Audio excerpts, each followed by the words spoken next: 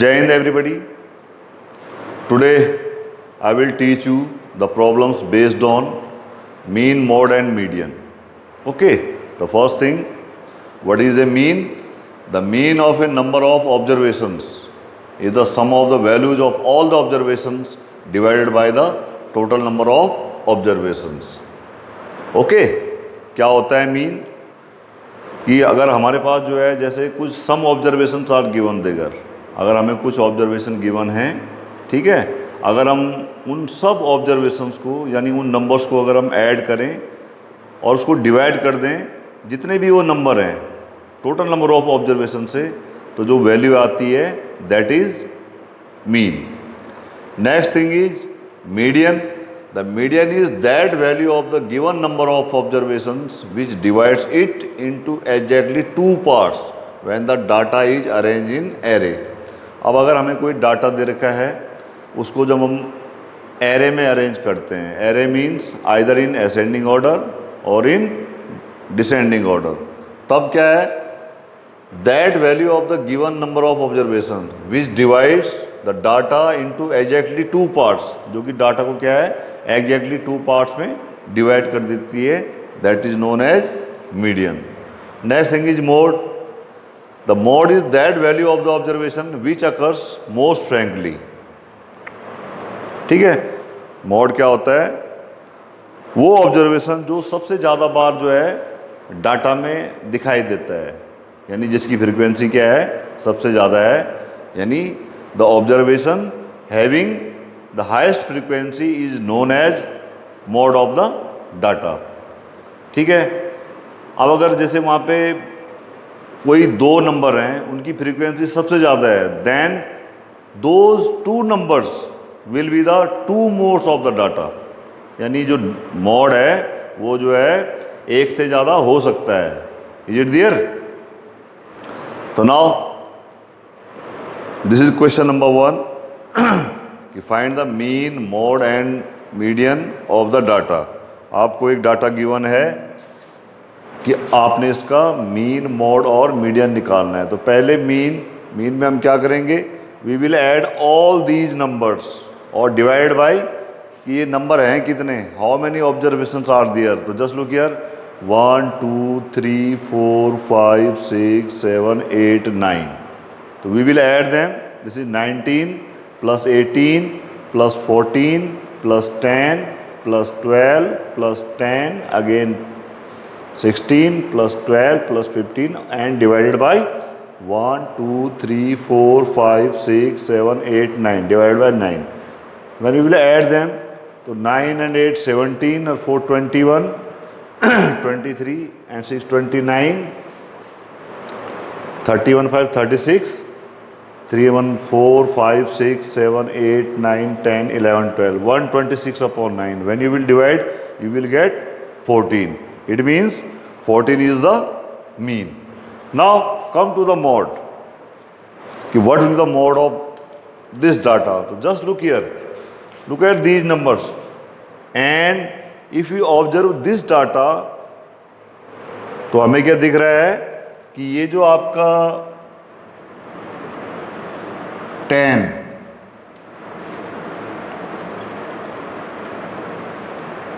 और ये 12, ये दोनों जो हैं सबसे ज़्यादा बार दिख रहे हैं, यानी 10 and 12 as both have the highest frequency in this data. 10 और 12 की फ्रीक्वेंसी क्या है यहाँ पे, हाईएस्ट है इस डाटा में. Therefore 10 and 12 both are the modes, both are the mode of this data. Is it okay? Next thing is median. So for median, first we will arrange the data in array. Okay? तो जैसे ये है, तो मैं इस data को जो है arranging the data in array, मैं इस डाटा को जो है ascending order में लगा रहा हूँ. किस ऑर्डर में लगा रहा हूँ? ascending order में. ascending order. So what will happen? Just look here. First the 10, then 10, then 12, then 12, then 14, then 15, then 16, then 18 and then 19. Is it okay? सबसे पहले हम क्या करेंगे मीडियन के लिए, we will arrange the data in array. या तो आप उसको असेंडिंग ऑर्डर में लगाओ और या डिसेंडिंग ऑर्डर में. तो जैसे मैंने यहाँ पे लगा दिया इसको असेंडिंग ऑर्डर में. Now count the total number of terms और ऑब्जर्वेशंस. तो 1 2 3 4 5 6 7 8 9. तो here the number of terms n is equal to 9. It is the total number of terms 9, which is an odd number. The number of terms are here 9, which is an odd number. When the number of terms are odd, then the median is given by n plus 1 upon 2s term. यहाँ पे n क्या है? n is the number of observations or terms. So what is the value of n here? 9. So what will happen? 9 plus 1 upon 2th term. 9 plus 1 is 10. 10 upon 2th term. 10 upon 2 means 5th term. 10 upon 2 is 5 and th. 5th term. And look the 5th term. First term, second term, third, fourth, fifth. This is the 5th term. The 5th term is 14. So 14 is the median. 14 is the median of this data. Is it okay? Now, अब मैं एक दूसरा question ले रहा हूं जिसमें number of terms क्या हैं आपकी इवन है. क्वेश्चन इज दिस कि find the mode and the median of the data. This is given 6 10 12 8 11 9 6 13 15 and 14. So first thing, the mod. Just look the number 6. This is the 6. How many times it is appearing? 1 and 2. So only 6 is occurring here, maximum number of times. It means here the mod is 6. और इस question में क्या था, दो number जो है आपको ज़्यादा बार दिखाई दे रहे थे, 10 and 12. Therefore 10 and 12 both are the modes. Okay. Now for the median, तो arranging the data in array. Arranging the data in array. तो मैंने कहा था what is the meaning of array, either in ascending order और descending order. तो उसको जैसे मैंने असेंडिंग ऑर्डर में लगाया, इस क्वेश्चन को जो है मैं डिसेंडिंग ऑर्डर से सॉल्व कर रहा हूँ.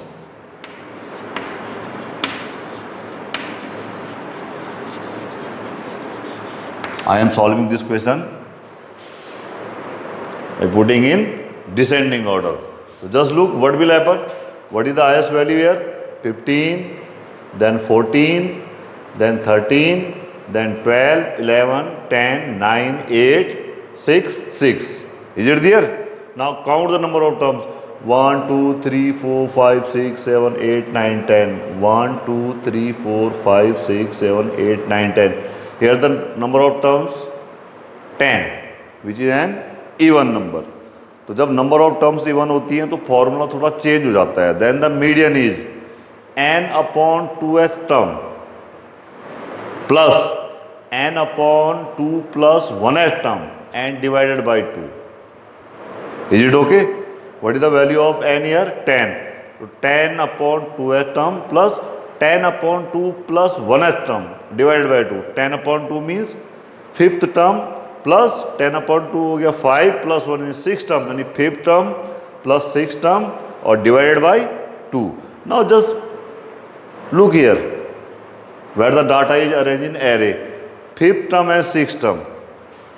तो count 1 2 3 4 5. 5th term is this and 6th term is this. 11 plus 10 upon 2, यानी 21 upon 2 is equal to 10.5 is the median of this data. Is it okay? This is the next question. The following observations have been arranged in ascending order. So find the value of x if the median of the data is 63. This is the given data 29, 32, 48, 50, x plus 2, 72, 78, 84 and 95. this data is arranged in ascending order. Okay, and the median is given 63, so you have to find the value of x. So just look here, just count them. 1 2 3 4 5 6 7 8 9 10. Here the number of terms n is equal to 10, which is an even number. So just in the previous question, what will be the median? With 10 upon 2 and fifth term plus 6 term, 10 upon 2th term plus 10 upon 2 plus 1th term and divided by 2. So what will be the median in this question? Fifth term plus 6th term divided by 2 is equal to, the median is given 63. Now just look at the fifth term. Fifth term is here 1 2 3 4 5. Fifth term is x and the sixth term is x plus 2. So what will here? X plus 2, x is fifth term, x plus 2 is the sixth term, divided by 2 is equal to 63. X plus 2, this 2 will come here and it will multiply with 63. So x plus 2 will be 2 into 63, which is 126. Now x plus x, 2x plus 2 is equal to 126. Therefore 2x will be, this 2 will come this side. So 2x will become 126 minus 2, which is 124. Therefore x will be 124 upon 2, which is 62. It's okay. Now this is the next question. Give an example of a situation in which the first part is the mean is an appropriate measure of central tendency. Okay, हमने क्या करना है, कोई ऐसी situation का example देना है जहाँ पे मीन क्या है, एप्रोप्रिएट मेजर हो सेंट्रल टेंडेंसी का. फर्स्ट थिंग कि ये सेंट्रल टेंडेंसी क्या है बेटा, when we find the mean mode and median, तो वी ऑब्जर्व दैट कि all the values belongs to their centres, यानी उसके जहाँ पे मिडिल टर्म की तरफ क्या करते हैं, वो अप्रोच करते हैं. तो वो कह रहा है कि कोई ऐसी सिचुएशन बताओ जिसमें मीन क्या है, appropriate measure of central tendency हो. यानी अगर हम तीनों को निकालें, मीन मॉड मीडियन को, तो उसमें क्या हो कि मीन जो है ज़्यादा उसको डिफाइन करता हो. तो suppose we have this data 10 24 15 18 14 20 14 and this, ठीक है, and this is the weight of the students. 1 2 3 4 5 6 7 8 9, ये जो है आपका 9 स्टूडेंट्स का वेट है. This is the wait.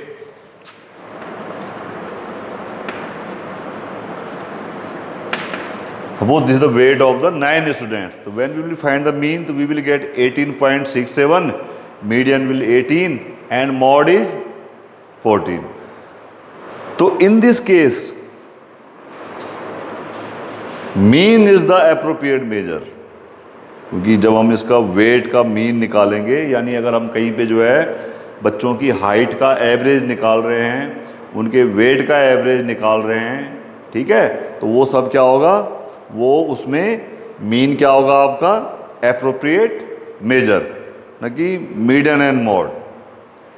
Second thing कि mean is not an appropriate measure but median is an appropriate measure of central tendency.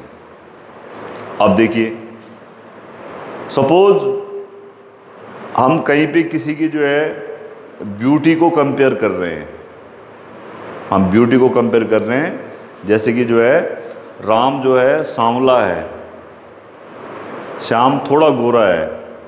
यानी suppose Ram जो है 100% काला है, श्याम 50% गोरा है, ठीक है. और इसी तरीके से कोई तीसरा एग्जांपल ले लो, जैसे 20 जो है, हरी जो है 20% गोरा है. तो अगर हम इसका मीन निकालें तो कितना हो जाएगा भाई, 120 यानी 40. यानी क्या आ रहा है कि 40 जो है 40% क्या है, तीनों गोरे हैं. तो क्या इससे जो राम जो बहुत ज़्यादा काला है, क्या वो गोरा हो जाएगा? नहीं. तो in this way we can say कि mean is not an appropriate measure when we find the such kind of trades of a person like beauty, intelligence और विजडम, ठीक है ना। दूसरा एग्जांपल, सपोज मैं कहूँ कि जो है जी राम जो है 100% इंटेलिजेंट है और श्याम जो है 10% इंटेलिजेंट है, तो अगर मैं उनका एवरेज निकालूँ तो कितना आएगा, 100 + 10/2 विच इज़ 55, यानी 55। इसका मतलब क्या है कि दोनों क्या 55% इंटेलिजेंट हैं, तो नहीं। इस केस में जो आपका मीन है वो एप्रोप्रिएट मेजर नहीं होगा, बल्कि median will be the appropriate measure when we compare the trades of a person like beauty, intelligence and wisdom etcetera etcetera. Is it okay? Now this is the next question कि find the mean of 50 workers of a factory from the following table. ये कोई table given है, ठीक है। इसमें से आपने क्या करना है, इनके जो वर्कर्स हैं इनकी क्या निकालना है, मीन निकालना है, इनकी मीन सैलरी निकालनी है। तो this is the question given कि सैलरी इन रुपीज़ 1000 रुपीज़ और नंबर ऑफ वर्कर्स कितने हैं 8, यानी 1000 रुपीज़ कितने लोगों को मिलते हैं 8, 2000 रुपये कितने को मिलते हैं 7, 3000 कितने को मिलते हैं 13, 4000 कितने को मिलते हैं 10 और 5000 कितने को मिलते हैं 12 लोगों को, ठीक है। तो हमने इसका मीन निकालना है। तो इसमें हमने क्या करना है, ये दिस इज द क्वेश्चन, ये शुरू का जो है क्वेश्चन है आपका। इसके बाद आपने जो है इसमें एक एक्स्ट्रा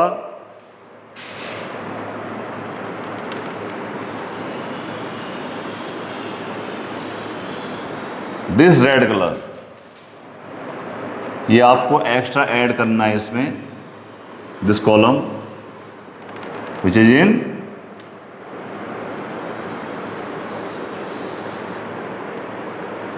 ये जो रेड कलर वाला है, ये मैंने इसमें एक्स्ट्रा ऐड कर देना है। ये all these,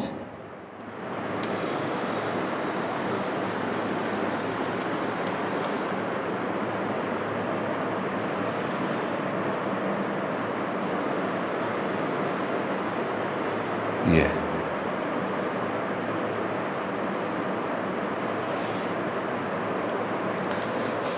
this red color we have added extra, okay।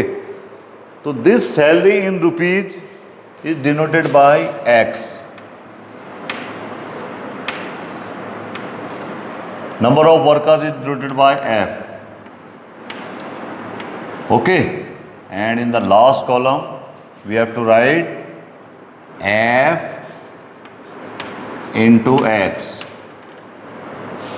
F into X, or you can write here XI or FI.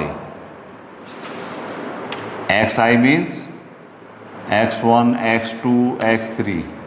What is the meaning of XI? XI means I can take the value everyone like X1, X2, etc. etc. Okay. Similarly, FI can be written. FI means F1, F2 dash dash dash. Is it there? And in the final column we will write FI, XI. Here we will write total. Total. Just look at there. We will add them 12, 22, 35, 50. What is this? 50. And this is denoted by this symbol, sigma F, जो ऊपर लिखा हुआ है FI है, तो sigma FI या summation FI, this is 50. And here we will write sigma FI XI, FI XI. Is it there? So what is the meaning of FI XI? If I put I is equal to 1, so this is F1 X1. So which is F1? This one, 8 into 1000.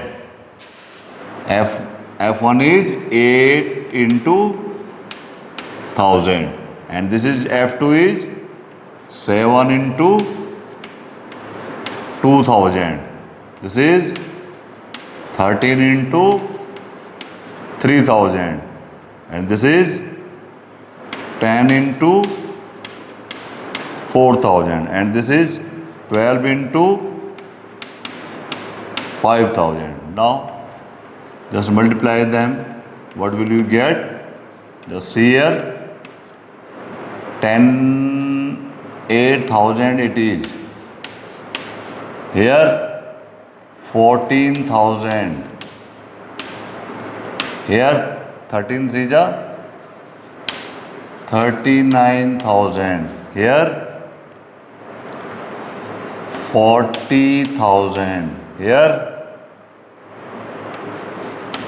60,000. Is it okay? 8 into 1 1,000, 7 to the 14,000, 13 then 39,000, 40,000, and now add them. What will be this? 1 2 3 0 will be there. 1 2 3 0 will be there. Then 0 9 13 and 8 21, 6 to 8 12, 3 15 and 1 16. Just look here. 0 0 0 0 0, this 0 0, 8 and 4 12 and 21, 2 6 to 8 8 4 12 13 and 16. And the formula is now the mean salary. Mean is denoted by this one. X bar is given by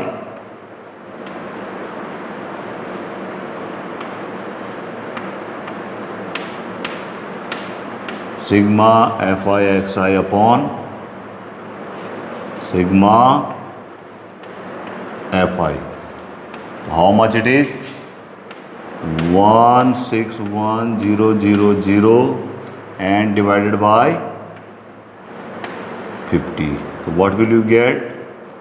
161,000 upon 5. Is it there? This 0, this is now 5 3 ja 15, 1 1, 5 2 ja 10, 5 3 ja 15, 1 and 1, 5 2 ja 10, 5 2 ja 10 and 0. So this is the mean salary. Again 5 0 0, 5 2 ja 10, 5 2 ja 10 and 11. Okay, so this is the mean salary. So that's all for today. Thank you very much.